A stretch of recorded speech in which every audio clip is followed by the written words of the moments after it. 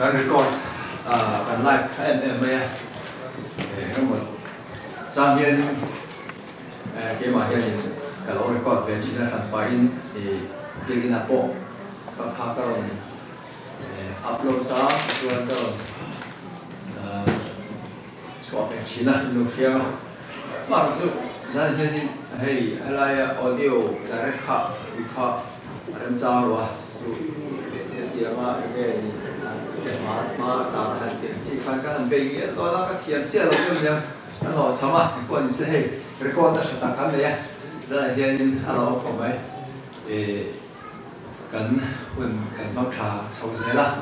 点上那天嘿，我这个คนนี้การสินค้านี่เนี่ยเชิญชุดดูซะ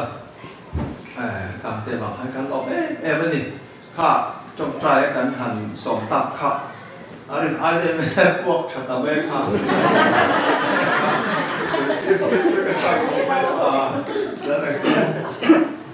Bọn sẽ về cái sầm thú bậc hàng gian hiện không là cái gì đó là cái mà đi làm bị bao nhiêu tại chỗ này có cái sự tiền đó là khi là làm cái này thì cái số lượng không phải là cái số choอย่างช่วงนี้คุณที่กันมันสดเสียกันทุกวันนี้วันนี้จะอะไรเนี่ยทุกคนคุยกันจะสวยได้หรือไม่ละสวยตัวก็ระดับบัวจะเล็กก็ระดับบัวใส่เวจุกันสวยหมดพวกเมฆให้เวลาคันนี้ก็หันเสียกันเสียกันแต่ช่วงนี้ถ้าเป็นที่ข้าพเจ้าเดียขัดเดียร์ช่วงนี้ถ้ามีอ้อสันเที่ยวเลยดีข้าสักหินมันมีกันเพียงแค่สักขโมยใช่ไหมครับสเลรอกันที่นี่มาเซ่โอ้มาเที่ยวเห็นข้ามีปนีสเลเห็นสักตัวแล้ววันนี้หลายเทียมชักที่นี่หลาดเอ็มหลาดเอ็มเท่กันเขาเนี่ยอันนี้บางคันมีอะไรก็ไม่สักคันเจ้า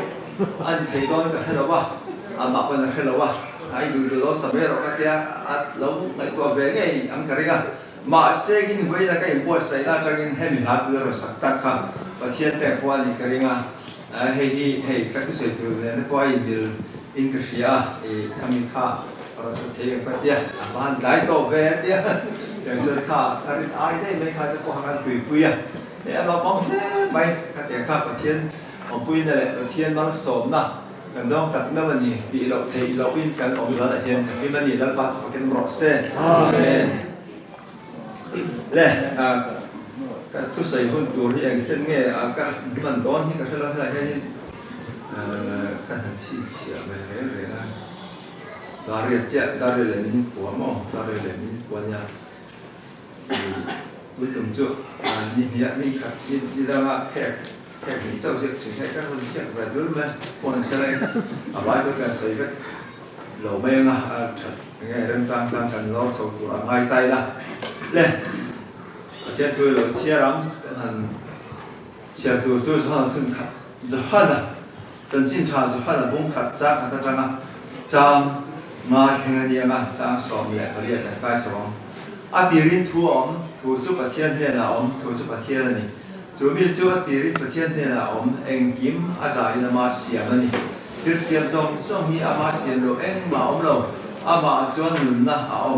จวนหนุนนะจูมีเองที่เองนะอันนี้เองจะทิ้งซีงาเราเองที่มีจูอะไรเราด้านของปรินาเช่นผู้จุดที่สาเราใช่ไหมการซีงาตาป้าขมาในโรคปุยอันนี้ในโรคปุยเสียกันหูพวกไอ้เนี่ยที่แบบที่นั่นขัดทุกการเสียแต่การจัดนั้นเราผ่านมาเป็นสองของเซ่อาเมน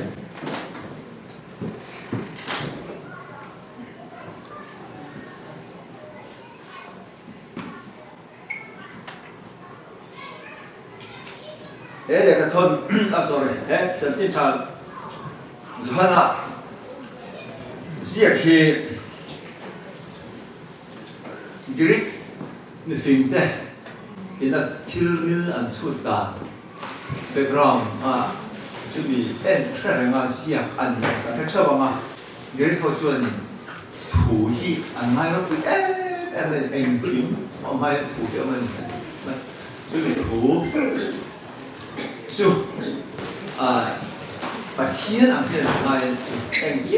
ไม่有卖片图表的你就你คน cover 黑线的点击看，点做你做米 background 做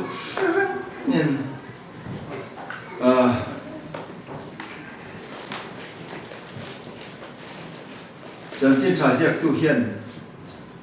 随便打，地人图我这个天的老地人，金牌去，就为图搞张显做你那对，就做你，妈就卡图卡，天线图卡，妈爱卡，天线嘛，长大你就为地人，随便抽打。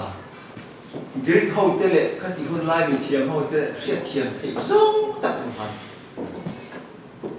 khá thua đâu phải sản êm mà khá tôi đang nói được này nè hai người suy ngã đâu chẳng đại so Krista hiện là đâu thu chết đi xa đâu cha đi còn suy trọng đại xiêm tua khác thiếu xiêm mà còn chẳng đại em kiếm mấy mà bao trang này mà chủ bi cái sao đồng sản thiếu ông rõ sẽ thì tua khác angge kha omro setia along chang ta ni thu kha ka lo soi ta ole tu lai bo ro ka hen han la chou don ta la han ti de mo lan chu han khel ri le prek dan hey cosmology sau chuanin heng rc le ni le cha le compare in siam da le le lu siam da song mai zil tu de cosmology sau chuanin cùng billion anh nhớ billion cái này mặc dù đôi sáng khát áo mà nằm nè billion cái này đôi sáng khát áo mà chúng mình cùng billion sáng khát lệ za thum chuông tổ khan cái cùng billion sáng khát lệ za thum 13 over 13 years cái 13 billion years tổ khan thiên ta hay mi chiếu vắng bạc hạt ai bớt để dọc để hiểu mình hiện tiền này chú ở bốc cái ta sẽ thấy khá universe hiện hiện tại hiện tiền chú cosmology sâu scientist sâu hồi chú đàn chú mò chú chuẩn khai mìnhจะthế trong khai làm buông làm hay mi big bang thì họกับโฉบเจ้าโฉบจะได้เรียนกันคอนเฟอเรนซ์นี่ถ่ายอาร์ติสต์ข้าวเสียงคนจะเจอที่ชวนนินข้ามียูนิเวอร์สก็ให้ตัวเฮียนินต่อไม่หรอกอะไร expense อะไรฟันอะไรเจ้าอาร์ติสต์ก็เลยเปลี่ยนไปเสียนั่นเองนี่จุ่มข้าเตียงอ่างดินหุ่นข้าสวยเวต้าอีละชวนไปเนี่ยเห็นอดีรินที่จะตักเต้ไหมกลุ่มบิลเลียนซับเขาเรียกว่าทุ่ม13 billion จ้ะ13 billion ไอพอร์ตตัวขันที่จะตักเต้ไหมเจ้าเต้ฟังที่ไอพอร์ตเต้ที่เอามาที่ตอนตานี่จุดไล่ไก่มีหูตาเนี่ยจุดนั้นที่มีเสียสักตอนตาเสร็จแล้วจนที่จุดขาที่จะตักเต้ไหมค่ะกลุ่มสังหิจวงอรักขันเดี๋ยวเที่ยงหิมมาร์ชูละจีอย่างนี้เราไปเราผมตาที่จวนเดี๋ยวเที่ยงหิมมาร์จวนหิงตามีอะไรสัวอันสัน第一จาก检查下肚子上的些一些สักการิตุนังเป็นนี่เขาเห็นเหมือนกันที่จวน随便当解释了就你会那些呢ขาถูกค่ะสุดาเต้นอะไรsorry กรีกเขาเต้นอะไรไม่ไปหมดไม่เองกินไม่แล้วอินจันนั่นเนี่ยอะไรไม่ค่ะ第三อะไรจังสิ่งอะไรจัง第一说的是干就把天那耶稣基督啊，没信仰老真图形，爱老当，我们呢？还 hôn la hiền zohan na si hôn lai te hiền in hemi marina nara thian hi marina I su a pai hôn lai te ang chi van ter ko in aron pai ti ra te ang chi te khang song khan tu nang lai ngai da le thiam na hian na ni ve lo wan le lai ten scientific age ang hian na ni theng ve lo wa chu me wang chuan in heng chu hôn lai chuan na lo ring point the ma se tu la chuan ari ngam to pi mi tam tak chuan to point mai ro chu ve le hian ma ri te khan no mi lo ka sei don Josepha pa na no bo ket lo pe kan mo ma ri hian khan và tuyệt cầu in ngay rồi Israel mà phải phim mà thì thua là sự khai mi ba cái này xí rồi mà chú mò mi ông ta là cái chiêu như vậy Joseph này cho nên engage đó anh mà đi đã cho nên nụ ba không phải thấy đó mà sẽ section băng rồi khát tiền ăn nhiều nó thiêng kim này mi ba cái này rồi sao mà cho I do not know a man thì chú mi ba cái là bị quý xí rồi mà cái nghe tiếng chú đi theo thì khác chẳng này chú vàng in mà cái hiện này law of nature thì anh phải là vấn đề đó anh phải là tụ chú nói lại phim phạt nó hơn đến lại cái scientific phương hàng thấu hiện mi ba đến là mình phá để theo thì anh cái chiang này chú vàng in anh nhớ thật chắc mà cái nghe thì tiếng chú mà sẽ là những vấn đề khó khăn phải tôi thay đổi theo định luật mi anh đang suy nghĩ thì in anh phải tạm đã bảo chân là ba vợ cái gì bố thú thì họ sẽ thì làm tàn chịu mò mà thì nghe bỏ hiền thì nó ông tàn lá này tàn tàn mà anh không được anh mò vàng in à cái tiền cái tiền cái thằng sai thế rồi Joseph này cái coi cái tiền bốc chuẩn mà thì ra tiền sẽ thành mi ba tên là viên pha này thế rồi pha thì bốc xí rồi anh cái gì tạc cả mà tiền đã là cho nên các cái lúc mà đến lúc thế này chăn chuyện này to anh đi vàng in mua phố ta cái mà đi mua phố ai cho tiền rồi các bạn sân chúng ta thì em sẽ chú divorce chúng ta divorce thì cho nên cái quên cái đủ rồi chết tiền pha chỉ cái nó phải rồi pha tôi sẽ pha cùng phố bên đó này tôi sẽ pha khăn đó rồi anh kim mà làm cha sẽ có thể bé anh kim phải khăn đó số khăn thế vậy cái thì khăn mà đi mai vào khăn cái này nó mình chơi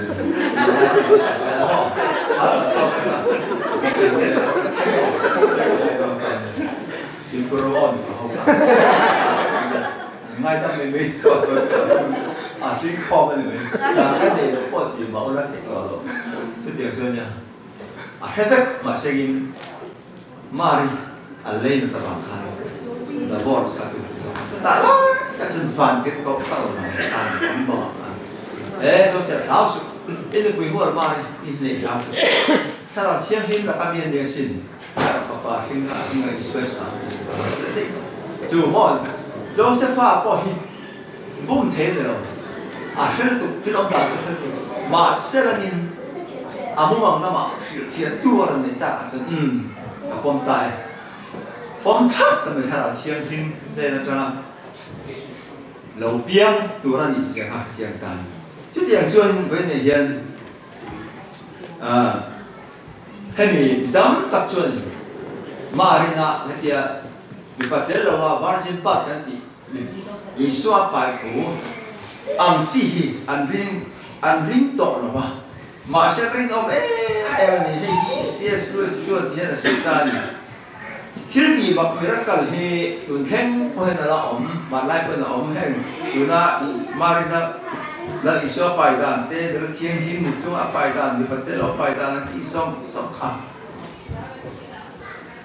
là gì phép anh thì có suy là chuẩn thì là suy ta đi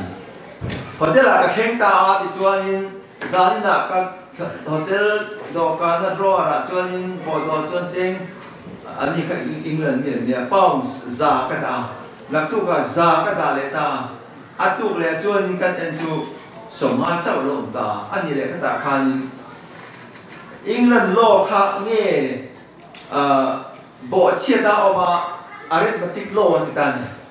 arithmetic law cho nên em thì cũng mày solve thầy là vậy dần mi ông tôi ra za songa cháu lòng ta za lệ songa khá bầu thì nan chú bảo cho nên anh bỏ chết sao chú England law khá tui nó mà chuẩn khá của sao cả lỗ rùa lỗ là tí là chú bảo in anh ta hem arithmetic law anh thì ang the law of nature thiếu lý đan tu ang chi bia lắm mà hiền và thiên chuẩn thiếu tì mặc cái tì thì nó nì thì tụ cả sợi là chuẩn sợi thà cái gì em mày và thiên hiền thiếu lý đan phúc bia lắm mà hiền ngã thọ em đan bắt cho cái nó rõ xe cho tắc cho bên hàng cả sợi mà anh nhớ phải là cho nên chú team si ngà đó em ngà team in chú hello thì hiện lên thà cho anh ngam lâu thì là hàng định hết rồi ý số cho không về lại cái gì để cho nên là ý số hiện team anh thì hiện chính những cái chân ta không về thì là không dùng số team rồi chúng bara mà bồi ta team quần cái cái bảo đảm này cái tiếng cho nên team chỗ有个人让别人不会看到，不会了。อย่างเช่น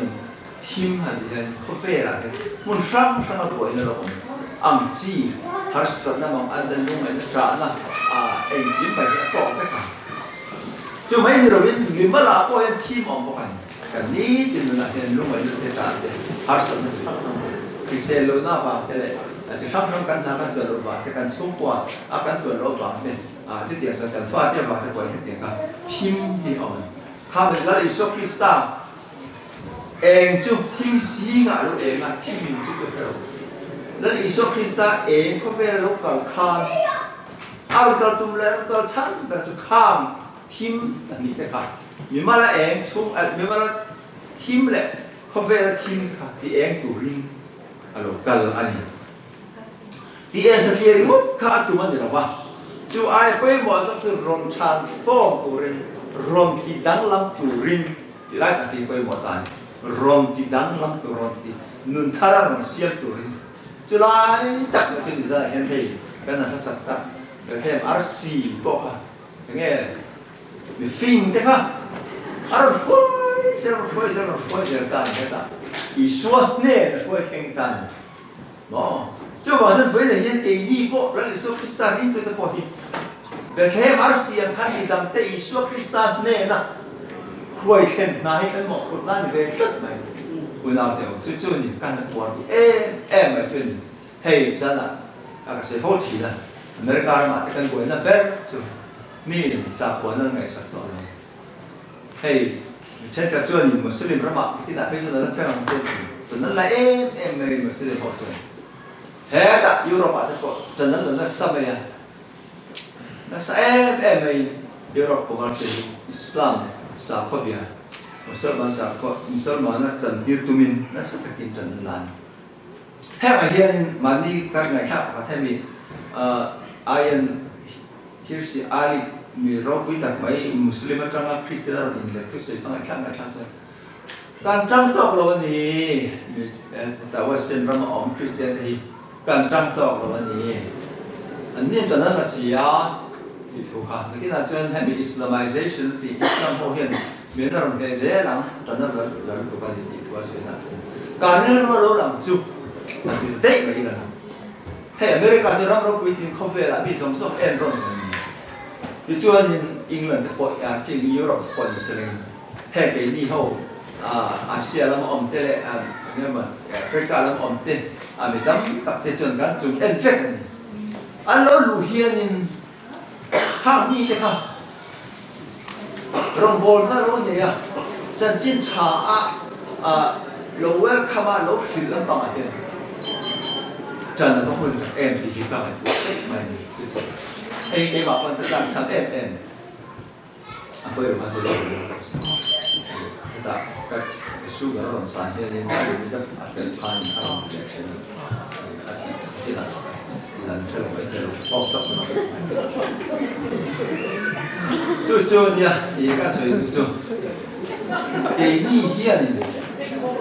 การตีตัวกันติดชินหรือเปล่า แต่ถ้าเราส่วนมีง่ายสังmà cáiนี้เป็นอเมริกาจะเกิดง่ายสังเท่าไหร่อังกฤษจะเกิดง่ายสังเท่าไหร่เราก็ได้นะจันทร์ชาติเรื่อง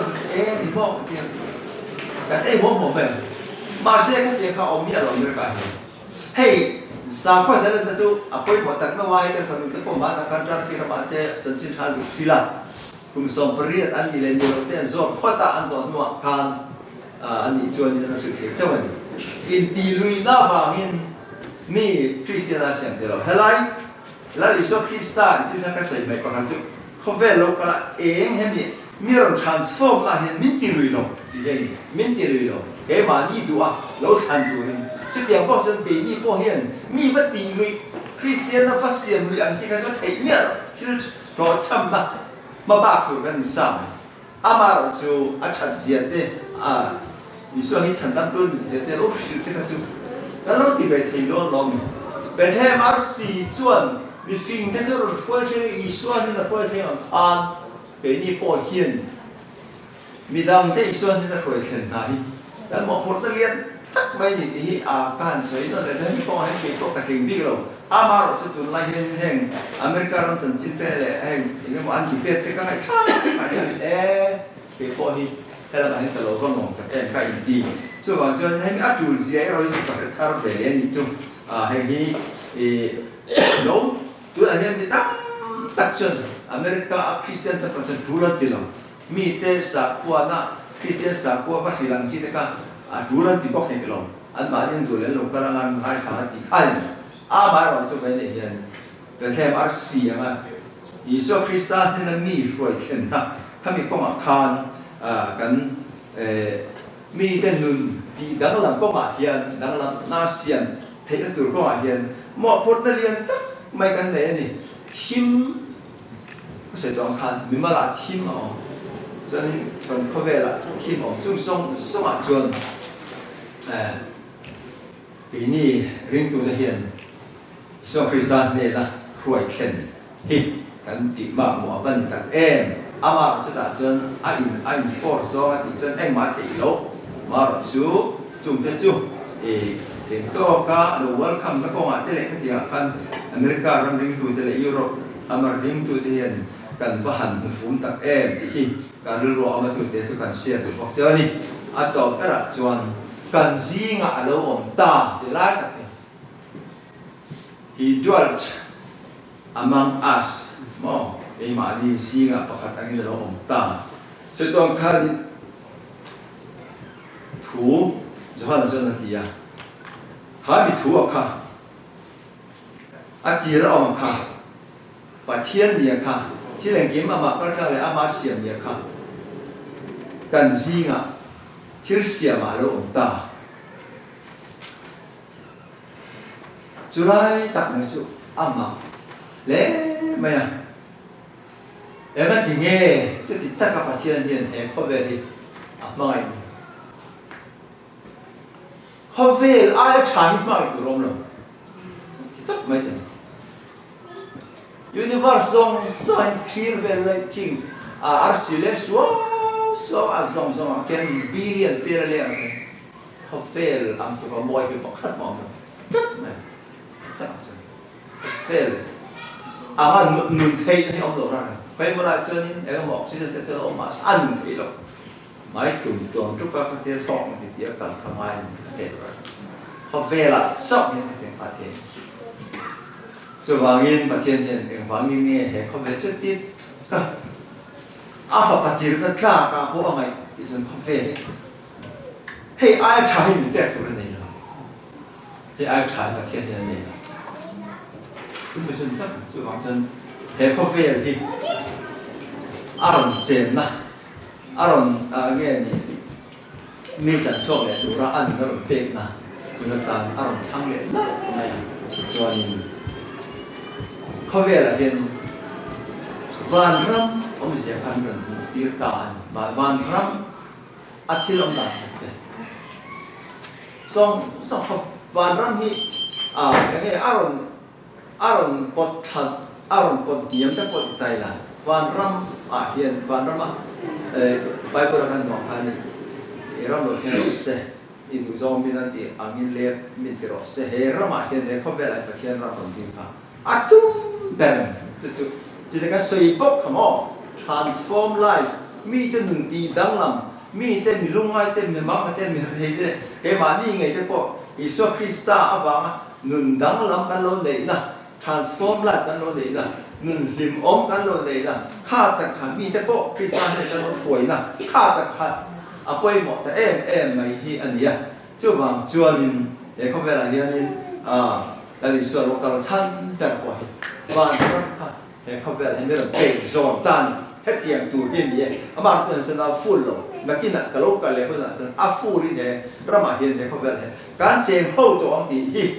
ทุกวันผมสมมติปกติปกติง่ายแต่ประเทศบอกแต่จู่มีหิ้งซีงาแล้วผมตาอันนี้จู่อันเนี่ยนะเอามาอันนี้จู่อันนี้แต่อันเนี่ยนะประเทศนี้จู่อันเนี่ยนะเอามาอันประเทศนี้พวกกันอันมีแต่ตามีตุยซ้อมสมัครผู้ฝ่ายนะทีน่าอมเล็ตเองก็รู้ว่าลุงไอเตะจ่าเตะนัดเตะอมเล็ตตัวเฮลนะที่เรามาสัตย์จู่อันตาอันนี้ประเทศนี้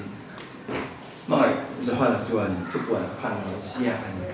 จู่มีอะไรเสียจู่ให้ดีนักบินทั่วประเทศวันเรามาที่ลมตัวเราเอเล่ที่ลมตัว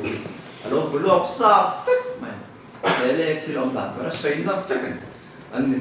แต่ตอนนี้วิจงสมัครฝ่ายนั้นที่เต้นเต้นต่อรองลงไปเต้นต่อรองส่วนประเทศไงจู่อันนี้ส่วนเนี่ยนะประเทศบอกเดี๋ยวจู่ฟินซีกันเราตาถูกจุดที่ซาเราจังเดียวเจ็บเราประเทศบอกเดี๋ยวอามาประเทศนะครับอิสราเอลเต้นนะจอร์แดนเป็นคนใกล้ทะเลนั่นแต่ไล่พันประเทศนี้อินโปลล์บอกเดี๋ยวที่อมตานประเทศนั้นประเทศเราก็ชินอารมณ์ต่างส่วนชูเพื่อนเสียพันข้าต่างประเทศนั้นเจ๋งอย่างชัดเจนข้าเดียร์มีค่าพันให้มีถูกเสียกันประเทศนี้สุดแต่ละเดียร์บอกเดี๋ยวเราคอยเราโดนกันซีงเราโดนอาฮวินเรากันเรียนโดนอาฮวินก็ต้องต่อต้องตีก่อนจะส่วนจากที่ลงไปต้องต่อระวังอามาเสร็จแล้วประเทศนี้แล้วลิซ่าเป็นขั้นบาร์มาการกันแล้วนะจะจะก็เราคิดเรื่องอินทำการเสียโดนตีเตะอาศัยสิที่ไรค่ะอาศัยไม่เดียข้าจะบอกข้าให้กรีดจนแล้วมันจะถูกเดือดเต้นอาศัยต่างจนข้าเดียร์คิดต่างกันละเป็นการตั้งอะไรหุ่นมันปวดใส่ทุกตัวนั้นต่างกันเลยหุ่นปวดใส่ตัวจบตัวเอรัมเขาเป็นจบเอรัมเนี่ยดีแต่อาศัยเลยถ้ามีใครจะใส่ตัวจบอีกส่วนนึงการที่มันถ้าเราจะเพ่ไปจบเราจะเอาเงินไปค่าใช้ดูได้กรีกตรงนี้โมเน่โมเน่ที่จู่มีการขันปวดการสินนาการสามโลกนั่นไงที่คู่ข้าหนังจับเนี่ยโมเน่อีตามึงก็เสียมโดนโมเน่ก็เสียมโดนจู่มีอะไรเสียจริงจบเราตัวคนเสียมโดนที่นั่งจับโกลแต่ก็สมัยเอกเขาเวลาเขาเดียนต่อไปตอนจู่มาเทียนจวนวันรำมีเปิดโซนนะเองเขาเฟลเห็นเทียนรำหลังทิ้งค่ะตุ้มได้ไหมอารมณ์ดีสันเฮียนิงต่อมาใช้ตัวจู่ฟังเราเดียวทุติสาล้นสังหันดีอะไรไม่เวลาใช้ตัวหันตัวไล่บอกเราเอ็นจอยสมัยนั้นเสียเสร็จแล้วจู่ดีริดีทั่วดีริตัดอย่างเงี้ยนี่เดี๋ยวลุงแต่ไอ้แต่สอบแต่เขาเดี๋ยวอะไรนะเวทจู่เดี๋ยวเราเที่ยงที่มาริชัวร์คุณสังหิจวงกัลตาคันเสียงนี่นะเราตาสุดเทียนนั่นอิสวคริสตันดีอินอาเซียกันนี่จุดเดียวจะเป็นอย่างเมื่อเราเจอขายอิสวคริสตันที่ซาโรจันสันค่ะที่รึตั้งอะไรนี่เขาเฟรอีนักกล้ากางไงเขาเฟรที่เสียนักกล้ากางไงดังมันเกิดขึ้นในตอนคอยไล่ยูนิเวอร์ซิตี้สมัยไงปลาเนี่ยสมัยพอเห็นพอกินมาให้เตียงก็หน่วยไม่ลงช่วงเอเอร์จะtransform ตัวเรื่องนี้ว่าการหนุนที่ที่ดังละมั้งลิ้นแต่เขาเป็นมีดังเตตันเปียมีดังเตเดชเฮมอาร์ซีนมีฟิงเตอร์พอยส่วนเนี่ยพอยเท่านั้นมีดังแต่พอยเฮดสโลปุยแต่ไม่ต้องฟูมีตัวนี้ที่เป็นให้กับเศรษฐีก่อนเสร็จละตัวเกษตรจะรู้ตั้งแต่สองเสร็จ